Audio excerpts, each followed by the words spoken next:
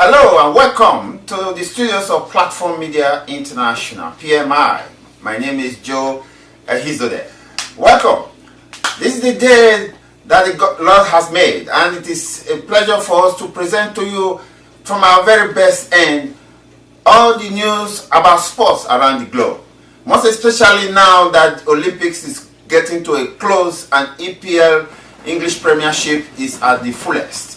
And the second week, and before we go further, let me introduce my friend, my very good colleague, Opone Onyamabo. Welcome to the show. Thank you for having me. Opone, the heat is on, and every nation is walking home from Rio Olympics. And medals have been won, and it doesn't have to go with all the medals. Some people are going home with scandal, most especially Americans. We'll talk about that, Opone, but let's talk about the organization that Brazil put up, despite the expectation, despite all the hoopla about Zika disease, about insecurity, that people will be robbed on the street of Rio. Opponent, let's call a spade a spade. I think Brazil got a pass mark in the organization. What do you think? Yeah, they got. First of all, I will say thank you for having me. Yeah, they got a pass mark. Let's look at the opening ceremony. From the opening ceremony, we knew that it would be something spectacular from the show they put up from the opening ceremony. They are coming to the competition proper. There were little security breaches in some listen, but it wasn't as people were expecting. People were saying it's going to be bad. No, I think we'll give them not just a pass mark. They've been good. Opponent, most journalists and top athletes, I can recall that Mark Kinroad, one of the best golf players from Ireland, refused to go to Rio because people expected that if you touch down in Brazil, you're going to leave home. Instead of medals, you're going to leave home with the dreaded disease Zika. And some of our college journalists didn't even attend because of the fear of Zika. But as I'm talking to you now, the only reported case is the Sky News reporter from England who had malaria. That's no Zika, Opponent. But we didn't have a case of Zika. Was that an unnecessary noise by people trying to discredit Brazil? Yes, I would say it's an unnecessary noise because before the tournament started, if you watch the tournament started, there was a lot of reports that the water they were using in rowing, all those were contaminated, they were bad, they were not good, they were not this. But we didn't see any of those things. So I think sometimes they don't give credit to some of these lower countries. These journalists, they just propaganda and bloating so much to make people look so bad, which is not really fair to the most. But I agree that there was also green water in the pool in Brazil. That was a kind of a mixture, extra chlorine in water, and that's the only flaw in the organization that I can notice that Brazil put up. But you cannot have a flawless organization for about 20 days. The game started on the 5th and it's ending on the 25th, on the 21st. That's about, give or take or leave it, 19 days. Right? Yeah, but nothing is perfect. They cannot put up a show that there will not be little hitches here and there. We've got to understand that any tournament there are flaws in every tournament. So, if water is green, it's not as green because the water was bad. It was due to chemical mixture. So it wasn't like it was like a disease or bad water put in bad water. No, we can't say that was the flaw. It's a mistake, but we'll just put it, leave it there as you see. Opponent, let's leave the organization now. Let's go to the performance of athletes. Now, you cannot talk about Olympics without mentioning the effing terrible Usain Bolt of Jamaica. He has won the 100 meters in 2008, 2012, and 2016. And all the medals in the sprint, both from 100 meters and 200 meters, the guy has taken them, all in the three Olympics. And Opponent, what attracted me most is the affinity between Usain Bolt and the Canadian boy, the young lad called Degrassi. How was that? Yeah, because he's a young lad coming up, and Usain Bolt have seen and acknowledged that this guy is a kid for the future. That's why you can see he's always close to it. If you can keep it together. No, I think he's going to keep it. He's going to keep it together. That's why he knows he's the future of the sprints. Now, what about Michael Phelps? He has created a record that nobody human ever, in our own generation, can ever beat. Well, let's not say nobody can beat. For now, he's the king. until he's dethroned, we can say nobody can beat him. So let us leave it at that. That from now he's the king. He's the king of the pool. We'll leave it at that and give him that credit, leave it there for him. Until when he's beaten, then we say something else. United States have completely dominated the sprints and dominated the events.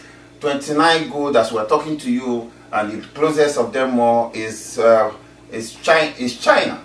That's with the exception that Russians were not here.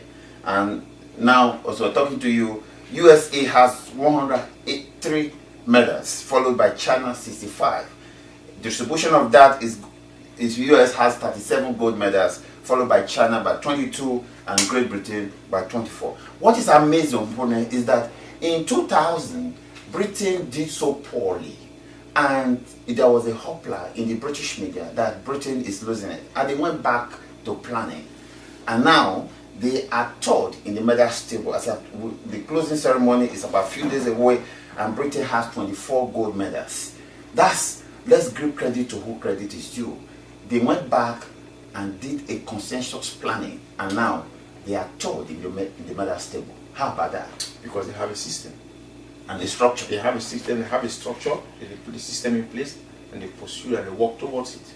But there's I want to go back and say something here. You said before the British coming back here, you said that because the Russians were not here. I don't really understand what you meant by that. What do you really mean by that? Russians are particularly good they are good in swimming, they are good in boxing, they are good in weightlifting. They are not here, but Russia normally comes after the United States. Yeah, that's what I'm saying. What do you mean when you say Russians are not here? Well, I don't really understand what you mean by Russians are not here. Okay, Russians are not there, and they are not there. So what else? No, why are they not there? Oh well, they said the allegation is that they have a kind of systematic doping in their system. Okay, there's a reason I asked you. You cannot say that you are the best if you are cheating to be the best, then you are not the best. But the truth remains, opponent, you and I know this, that the truth remains that until you are caught, you won't know whether you are using dope or not. Yeah, because they say a falling tree makes no noise if you are not there to hear it. Yes. Now, I want to go back to your Usain Bolt. Everywhere, every corner of the world is in love with Usain Bolt. Why? Because he's not involved. He's humble and he doesn't cheat. Even the United States that are mad that they are beating them, they all love him. Because he doesn't cheat and he's humble. He does his job. Okay, let me ask a hypothetical question. What if tomorrow Usain Bolt is caught using drugs? What would you say? Until he's caught, then we'll discuss that. You see, that's what I'm saying about. But because Russians have been caught, they are not in Rio. If tomorrow Americans are caught, so what? Until he is caught, you cannot say he's cheating. Okay. They've tested. You know that the testing is they scrutinize these things very well now. But they've not caught him, and there is no sign that he's doing that. So we have to wait for that. And I tell you, it might take a lifetime if you wait for it. Reminds me of what my pastor says: sinner is no sin until you are caught committing sin. Okay. That's what it is. Now, let me ask you a question. Do you think Usain Bolt can make the 2020 Olympics? He will not go to 2020 Olympics. Why? He will leave when the ovation is loudest. That's if it's reasonable. No, he's reasonable. He said it. This Olympics was his last Olympics. Because there's the temptation of money. No, I don't think it's about temptation of money. You have to know any sport you're in. You have to know when your time is up. You quit when the ovation is loudest. If you don't, and you let the night market fall on you, you lose everything. All the good you've done will go down the drain. Usain Bolt and his followers, I hope you are listening to us from PMI Sports. He says it's better to leave when the ovation is loudest. I hope this is the song for Usain Bolt in the Olympics. Opponent, our producer signaling me. Let's quickly rush over to the English Premiership. And most of the European Championship, Premiership is taking off this weekend. Spain is starting this weekend, and in Italy it's also starting. But quickly, Jose Mourinho won the second Premiership and is already set to go.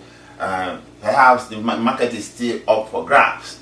Our main man, Arsene Wenger, is still shopping in the market. I don't know if he has to go to Joel Egba to get some players. He's been all over the place, dilly-dallying. And that is what he used to do, opponent. He's very predictable in the market.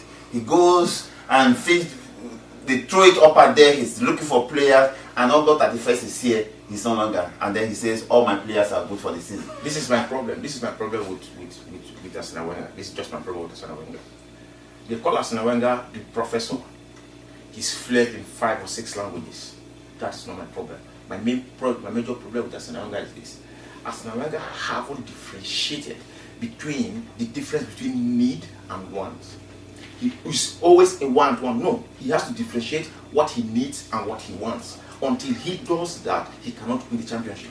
And I begin to feel that Arsene Wenger is afraid to take risk by investing so that he won't be held accountable to that. That's my take. Yeah, because his philosophy his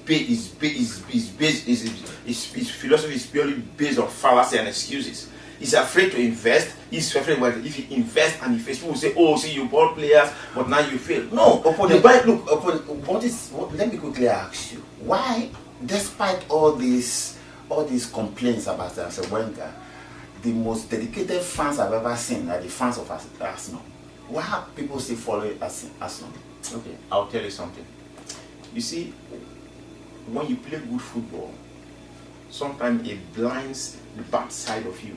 That's what's happening to Arsenal. If you remember the preseason, they were winning all the game. I watched the game, won about 6 or 7-0. Oh, they say, oh, this is our year. Every year, this is a year. Every year, this is a year. Let me give you an example. Look at the Liverpool game. Arsenal were winning, playing very good in that game, winning. Immediately, the tide turned down a little bit. All Ramsey went down. Iwobi went down. They all faded. All started running away. They can't withstand the heat. Bring in players that can last. We have one ardent Arsenal supporter behind the camera. Our producer is one of them. That's their tradition. That's their style. They don't accept that things are going bad, right? Don't you think so? Yeah, they don't accept because Arsene Wenger have built his philosophy into the Arsenal fans' brain that they can't think anything but just whatever Arsene Wenger says. And that's the fight I fight at home. I have my cousin who's an ardent Arsenal supporter. They don't know when the market is over. We won't talk about the market. But if you want to, let's say for example, in the Nigerian system or the African system, you want to cook a soup. You don't go to the market at night. You go to the market when the market is fresh. That's right, opponent. That's why I love you, opponent. That's why I love you. That's the problem is having. Well, Arsenal fans, we are not particularly very popular with you because we like saying the truth. Second week in the English Premiership, Arsenal is playing Leicester City, and I hope they win. And if they don't, Jose Mourinho is 6 points ahead already. He bought the players he needed, and he's getting results. I think that's what is needed, right? You see, there's something I want to let the Arsenal fans know. Arsenal fans might say, "Oh, I don't like Arsenal, criticize them." No, I'm not a critic. I'm a constructive critic. If you watch a team that plays good football, you want them to win, and if they're not putting enough effort to win, whether you're an analyst or a journalist, you won't be happy. Even if a team that doesn't support, if they play good football, you want them to win. Gary Neville, when he was interviewing Gary Neville with Thierry Henry, he said, even at the time when he was playing, even if Manchester doesn't win, he wants Arsenal to win because they play good football. But if you're not consistent in what you do, if you don't show sense of purpose and direction, you can't win. So that is the problem. That's why we criticize, because we want Arsenal to do well, because they play good football. Thank you, opponent. You can't say it better than that. That's the way to do it. I'd like to thank our viewers for staying with us. Next week, stay tuned because PMI is coming with explosive behind explosives. That's the reason why we're here. When I mean explosive, we're going to talk about Nigerian failure in the Rio Olympics. I mentioned the scandal between the Minister of Sports, Solomon Dalung, and Nigerian Football Federation. What they did and what they did not. It is scandal, person 5. I hope President Buhari will listen to us. With that, I say, opponent, thank you for coming today. It's always a pleasure to have you here. For the producers behind the camera, we can't say thank you enough. And our viewers watching us, stick with us. This is Platform Media International. My name is Joe Ejide. Have a good night. Bye.